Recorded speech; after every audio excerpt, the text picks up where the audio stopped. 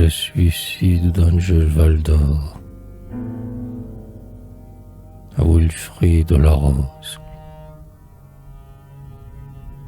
Le vieil Angel Valdor épousait dans la nef, en avril, sa promise aux yeux noirs, au blanc chef. Le soleil harcelait de flèches emporprées, de vitrail, ce miroir des anges vesprés. Et, partout, on disait en les voyant ainsi, s'en aller triomphant, qu'ils vivraient sans souci, que leur maison serait comme un temple au dimanche, l'amour officiant dans ce chasuble blanche. Le sonneur, en avril, épousait dans la nef sa jeune fiancée aux yeux noirs, au blanc chef.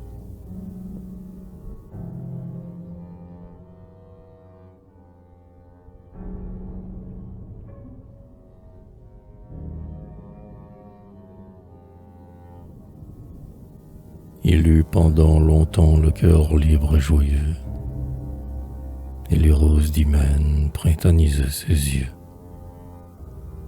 Il vécut des baisers trop menteurs d'une femme, jusqu'au jour où son cœur se prit de doute infâme. Il demandait au ciel plus d'un gars à l'œil brun, qui le remplacerait quand il serait défunt, et ferait bourdonner du haut de leur tour grande une cloche qu'il sonnait comme nul dans les landes. Il eut qu'en vint le mai le cœur libre et joyeux, et les roses d'hymen printanisaient ses yeux.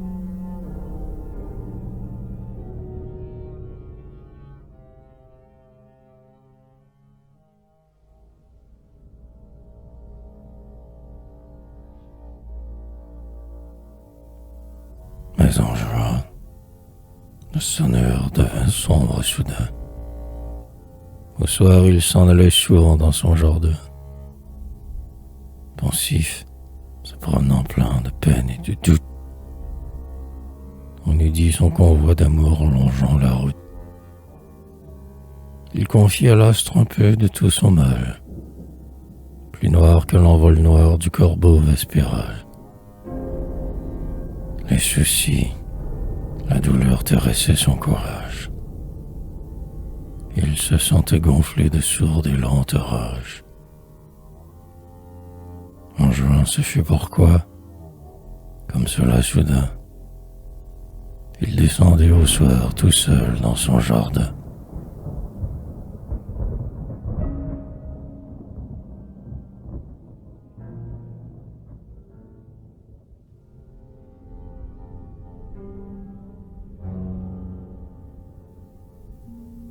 Le sonneur en octobre eut son amour fané, et s'en alla l'œil faux comme halluciné.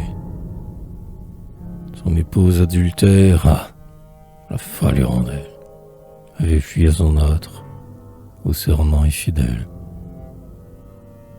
En cercueillant l'amour du vieil Angel Valdor, qui marchait dans la vie avec un grand cœur de mort, lui laissant la maison silencieuse et vide, pour les bouges lointains de la ville livide. À l'octobre funèbre, il eut l'amour fané,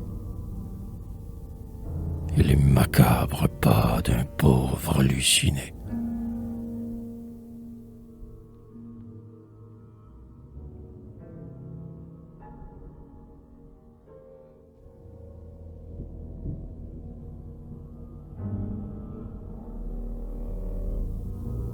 Après avoir sonné l'Angélus quelques soirs, Valdor prit l'escalier qui mène au clocher noir.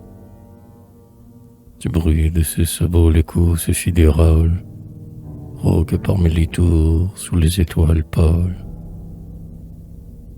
La basilique avait senti frémir ses flancs, ses vitraux étaient comme des yeux sanglants. Les portes grinçant sur l'orgon de ferraille, avait comme un soupçon du glas des funérailles. Il sonna 3 accords brusquement par ce soir, où le sonneur monta dans l'affreux clocher noir.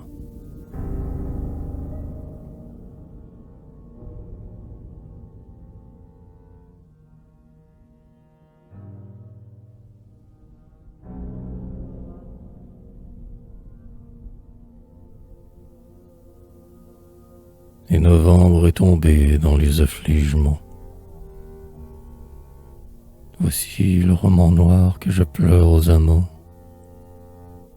L'archevêque au matin montant aux tours maudites, y resta longuement, les forces interdites, devant le corps pendant au câble du beffroi, devant le corps crispé du pauvre sonneur froid.